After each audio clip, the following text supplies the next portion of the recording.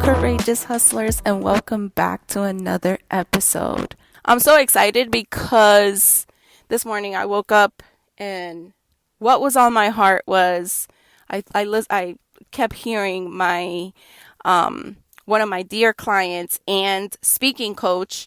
I kept hearing Patrice Washington, speaker speak. That's what they do. Speakers speak. So if you're trying to be a speaker, you must speak, right? And I haven't shared this, but obviously I'm going to now. That's one of my biggest fears. One of my biggest fears is public speaking. And what's so crazy is that I keep getting more and more visions of me speaking on bigger stages, and I feel like God is calling me on a bigger platform. And I think part of the reason why I'm so excited about doing the podcast is that it's really giving me the opportunity and the practice to become a better speaker, right? And I think what ends up happening most of the time for me is I get really nervous. Here's what happens, right? And this is me at most of like client retreats or, like live events that I have to go and that I'm speaking.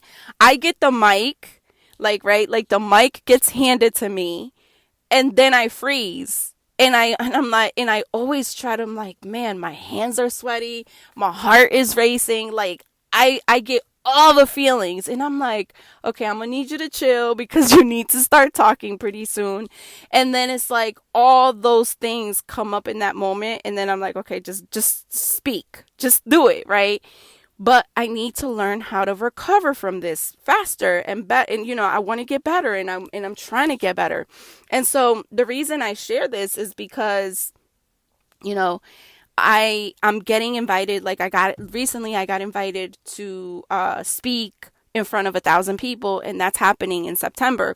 And so as I was even thinking about that, getting ready for that, and all the things, it's like I have to learn how to actually start walking with that fear, but like having just being able to recover from that faster so that I'm not experiencing legitimately. I used to speak for corporate when I used to have to do presentations. I used to break out in hives. Like my face would break out in hives from how nervous I would get. And so I share all of this with you guys because it's a thing. I know I'm not, and what's so crazy is that I did research on this not too long ago, and public speaking is actually the number one fear in people, right? Dying is the number two. So people actually are more afraid of speaking than of dying. To me, that was crazy. I was like, okay, so what we're not doing is we're not going to sit here and let speaking be a fear that continues to creep, right? And because I know God continues to give me this vision of being on bigger platforms, in my mind, I'm like, well, how do we get over this, right? And so earlier this year, I took Command the Stage. I'm going to be dropping all the information about Command the Stage because I will be talking about Command the Stage a lot in this episode. But basically, because of Command the Stage with Patrice Washington, who is my speaking coach, it changed my life. She really taught me how to actually come with, she taught me her framework of how to come up with a transformational speaking, speech and be able to tell my story and be able to bring transformation, right? And so, anyways, long story short with that is I really wanted to give you guys my story, right? And as I was getting ready for this podcast and, as I was preparing, and I told you guys I was trying not to overthink all the things, but I did meet with a podcast producer. Shout out to Michaela Robinson, who is absolutely amazing. I'm also going to drop her info in the show notes because I want you guys to reach out to her if you're looking to create a podcast or you have questions on how to get started with a podcast. She is absolutely amazing. And you just need to be in touch with her if that's what you're trying to do. Anyways, so so basically what's so interesting is on the last episode, I told you guys when I moved from Connecticut to Vegas. So here I am in Vegas, and now I lived in Vegas for about 5 years. And in those 5 years, I met someone, and who is now my husband, actually. And he happens to be a military member. So when we got married, he ended up leaving. And if any of you guys are, military, you can relate to this. But he got married. We got married. A week later, I found out I was pregnant, and 2 weeks later, he ended up leaving to Korea for a whole year. So yeah, the typical, military story. And so when he came back from Korea, we ended up having to move from Vegas to Florida. And in that transition, when I experienced that first military move, I really thought I was going to be good, because in my mind, I was like, well, I've already done a move across the country. I was good. I survived that. Like, I was able to thrive in Vegas. I ended up getting a job at Caesars Entertainment, by the way. Um, and I worked there for a couple of years. That was my very last corporate job. And so when I got to Florida, I really thought, oh, I'm going to find another job and it's going to be good. It's going to be all good. So when I got to Florida, what ended up happening was I did get a lot of opportunities. I did get a lot of offers. I was getting like payroll director at $16 an hour kind of jobs. And I was like, yeah, I'm not doing that. Like, what I'm not doing is going backwards. I don't want a fancy title with some crappy pay, right? Like, that's just the reality. And I was like, I don't know what this is going to look like. Maybe this is going to be me being on working from home, or I was going to figure it out, right? I was not sure what this was going to look like, but my husband and I were very adamant about me not taking a job that was not going to bring me any kind of fulfillment. So it was really then in that time that I was like, okay, I had a friend who was like, you should really take all the skills that you already have and all the experience that you already have and start offering services from home, like a virtual assistant. And so I started doing all my research, and really after like 6 months of taking all the online courses and doing all the things online, I figured out how to start serving clients online. And so it was really great because I started building momentum, and I started, gaining traction and getting clients, and I was making money, and it was great. But what I did not account for was the burnout that was going to come with all of that. And, because I was new in the online space, I also did not have the discipline to actually, I didn't have a coach. I was doing a lot of stuff just scrappy, like everything else that I do, right? I'm just like, we're just gonna do it and we're gonna figure it out. And so what ended up happening was I started getting very short tempered with my family, and it really started affecting me at home. And then one day, finally, in May of 2017, like right before Mother's Day, it finally hit me and it caught up to me, and I really lost my shit. I ended up having a complete mental breakdown. And that resulted into me checking myself into a mental institute for 5 days. Okay. And so at the time, my little boy was less than 2 years old. And then, of course, because my husband and I, we had a son together. And then my other three, they were still, obviously, they were also there. So it was one of those things. As a mother, it's really hard to say, you know what, I need to let my family be for a minute and go get the help that I need. That was difficult, right? And if you're a mother, you can probably understand that's not an easy thing. But what was crazy was when I left that hospital after 5 days, I left with 7 different medications. And what was so crazy was that, like, I started feeling motor skill issues. Like, every time I would drink something, my hands would be shaky.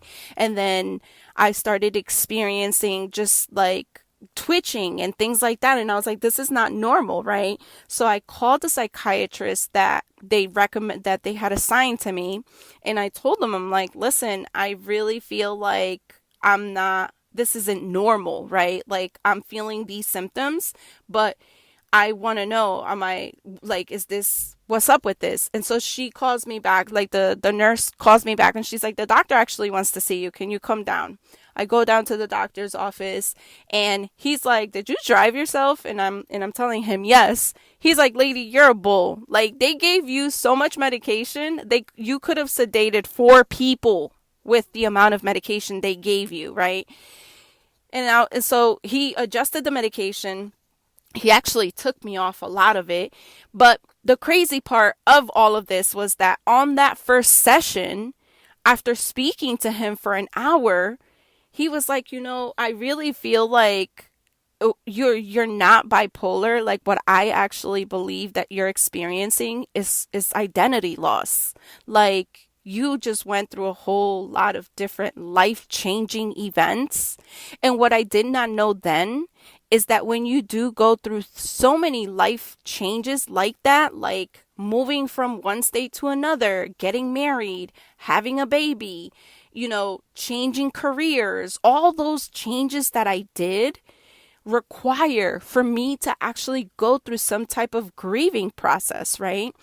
And I did not take that. I did not know that that was happening because, the the way I'm always just rolling with it, right? Like, sometimes we don't take time to figure out, oh, what am I feeling here, right? And that's basically what happened to me. And what I did not know is subconsciously me walking by a closet full of corporate suits that I was no longer wearing because I'm no longer in corporate was affecting me, and looking at clothes that no longer fit me because I had gained weight and all the things, right? Like, I was no longer the corporate employee wearing these suits, walking the casinos and doing all that. Like, I was no longer doing that. Now I was the stay-home mom working from on online with a baby at home and in a mom bun and some tights. Like, it was really a whole different identity, right? Like, I would look in the mirror and I wouldn't even recognize the person that I was looking at because that's not who I was identifying with, right? And I knew that I was no longer going to be the girl in the suits and all of that, but it's actually understanding that process. And so I what I did not know then is, that I really needed to take that time to figure that out, right? And it's really in that trying season that I came up with a framework that has actually what I now call my step up method. And I'll walk you guys through that step up method in further episodes, but I'll basically tell you the steps, and at a later episode I want to break each step down because I think they're so important. And what the way I'm going to structure out this, this season is basically with the different steps, and I'm bringing in experts and we're going to be talking more about these steps that I took, right? And so the first step was really self-awareness. Like, I honestly feel like I was able to figure out more about me once I became aware of certain things. So, for example, my anxiety, I used to suffer from anxiety. I no longer suffer from anxiety. I used to suffer from it because I did not know that I can actually identify what's actually triggering some of this anxiety, right? And once I was able to pinpoint some of that stuff, what was causing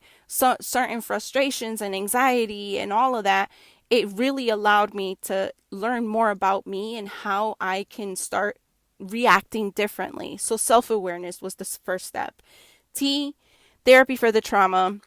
Therapy, listen, you could have whatever opinion you want to have about therapy. I personally think that therapy is very important, and I understand that most people, there is a notion that you only go to therapy if there's something wrong. I actually think the other way around. I think that it's important to be in therapy because it's healthy. But yeah, therapy for the trauma. The E was expand your mindset. And so that was one of the biggest steps that I needed to take, right? I needed to shift from having a limiting mindset to now having a growth mindset. And a lot of times I was not shifting in the right direction because I was fixated on a very limited mindset. So the first P is personal development. I cannot tell you how important, I still can't, I took so many years going through personal development, going to event after event and taking course and doing coaching and doing all the things and working with life coaches. It really helped me hone down on, wow, I really needed to grow personally to be able to actually now support my clients and support the people that I'm trying to help get that transformation, right? And so personal development was an important absolute step that needed to happen. Then the U is for upgrade my vision. I'm constantly thinking about, what does next level Sandra look like, right? What does seven figure Sandra look like? How does she talk? How does she walk? How does she pay bills? How does she treat people? How does she treat others? How does she operate business? How does she treat her body? How does she, how does she make business decisions? How does she do all the things? And a reason why I actually like to talk in that manner is because if I can actually visualize what would seven figure Sandra do, or what would next level Sandra do, then I can actually start making decisions based off what I think she would do. And the closer I get to her, the closer I'm able to actually become her, right? And we don't challenge ourselves because we don't want to start dreaming bigger. We want to continue keeping ourselves content with where we're at because we're not stretching ourselves. So upgrading your vision is super important. And then the last P is pursue purpose with unshakable passion. I'm super excited about this one because I have a special guest that's going to be speaking on this particular subject, and I know that her story is going to bless you guys. So basically, those are the steps, but I wanted to give you guys those steps so that you can kind of have an idea of the framework. I am going to be having some guest speakers come in, and we're going to be going a little bit deeper on each step, and they're going to be sharing their story. So I'm super excited about those upcoming episodes. And so make sure you tune in. If you have not already done so, please go ahead and subscribe and let us know what you thought about today's episode. Until next time.